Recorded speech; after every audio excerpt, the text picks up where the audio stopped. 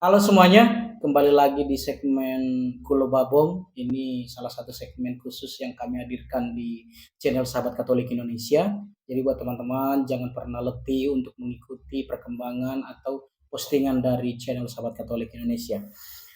Jadi untuk segmen Kulo Babong yang pertama ini, kami hendak membuat video reaksi atas salah satu video mungkin apa itu namanya umat Katolik, salah satu postingan umat Katolik di suatu daerah di NTT, tidak perlu kita sebutkan itu ada di mana.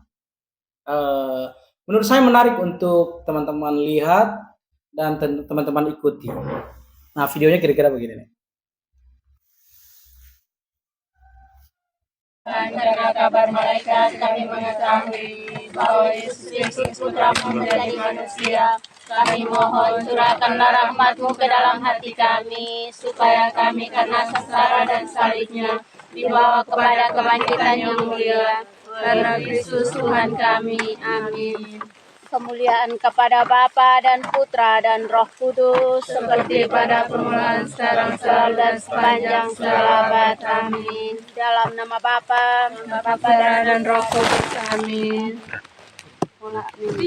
Oke, kalau kita lihat video tadi, sebenarnya kalau kita dengar ya, misalnya kalau kita dengar dari apa yang mereka unta, kalau kita dengar dari apa yang mereka daraskan, ini sepertinya semacam doa rosario begitu ya. Ini kayak urutan doa rosario dari apa yang kita dengar tadi.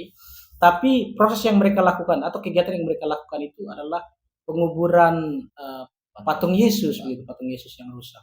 Nah, saya tidak tahu apakah memang ini semacam devosi baru atau devosi lama yang mungkin kami tidak tahu atau saya tidak tahu. Menurut Mas Herdi bagaimana? Oke, terima kasih Abang. Kalau menurut saya, hal itu benar dilakukan karena dalam agama Katolik, patung Yesus adalah salah satu simbol atau tanda ilahi dan bagian dari cara menghadirkan sosok yang begitu jauh dan mistik. Kemudian pada dasarnya, prinsip dasarnya adalah jika benda-benda rohani yang telah rusak, kemudian cara yang benar untuk membuangnya itu adalah dengan cara dibakar atau dikuburkan. Kemudian menurut Kitab Hukum Kanonik, benda-benda religius yang telah diberkati ini adalah untuk didedikasikan bagi penghormatan kepada Tuhan. Kemudian sehingga harus diperlukan dengan hormat dan tidak digunakan untuk kepentingan profan lainnya yang tidak layak. Kemudian teman-teman juga mungkin bisa lihat di Kitab Hukum Kanonik, Kanon 1171. Oke, artinya kan sesuai kanon, sebenarnya apa yang dilakukan oleh teman-teman ini sudah benar, Ya. sudah benar. Atau kalau menurut Mas bagaimana?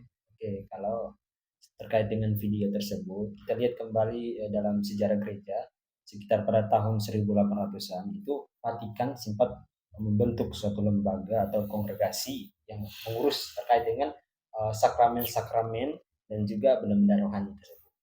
Contohnya itu seperti piala, sibori, yang sudah tidak layak lagi digunakan, itu bukan untuk dijual, tetapi dikuburkan gitu, dibakar maupun dikuburkan.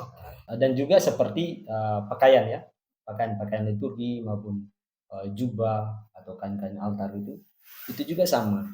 Itu hal tersebut tuh pada umumnya itu dibakar lalu abunya itu dibuang ke tanah.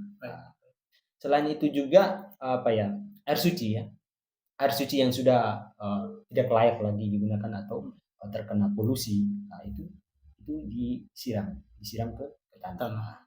Oke, terkait dengan patung tersebut, patung ataupun kontas rosario ya, itu juga sama. Itu juga seandainya rusak atau tidak layak lagi untuk kita gunakan itu sama, dibakar. Ya, pada umumnya itu dibakar dan abunya itu dibuang ke tanah.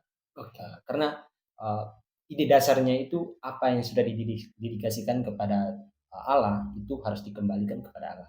Oke, pada dasarnya sebenarnya Mas juga setuju bahwa apa yang mereka lakukan itu berdasarkan sejarah gereja itu memang cara perlakuannya itu sudah benar. Namun saya sangat menyoroti bagaimana teman-teman di video itu seolah-olah menggabungkan begitu antara doa rosario dengan penguburan tadi gitu, Ya. penguburan tadi. Nah, ini mungkin buat teman-teman bukan hanya pada video ini juga, tapi teman-teman mungkin pernah melihat atau melakukan. Kadang-kadang umat Katolik menurut saya semacam berlebihan dalam membuat atau variasi dalam sebuah devosi yang mungkin itu sebenarnya tidak diatur dalam suatu devosi atau sebuah sakramen, tapi karena dia bahagia, karena kayak semacam dia melihat, wah cara menghormatinya itu harus lebih nih. Akhirnya dia dalam mungkin doa rosario, kayak semacam penguburan patung-patung yang rusak tadi itu dilakukan secara berlebihan begitu. Oke. Nah, kalau menurut saya, Bang, apa yang sudah dilakukan oleh mereka itu menurut saya tidak berlebihan begitu. Oke. Nah, kemudian kita harus perlu ketahui bersama devosi. Devosi itu adalah bagian dari cinta mereka begitu kepada sosok yang tertinggi ini ketika mereka melihat sosok ini hancur lebur begitu. Baik, Kemudian dengan cara-cara seperti yang mereka lakukan itu, devosi itu artinya pada dasarnya adalah cinta. Jadi cinta mereka lakukan itu menunjukkan bahwa mereka menghormati. Dalam tanda kutip menghormati bukan berarti menyembah ya, Bang. Iya, iya.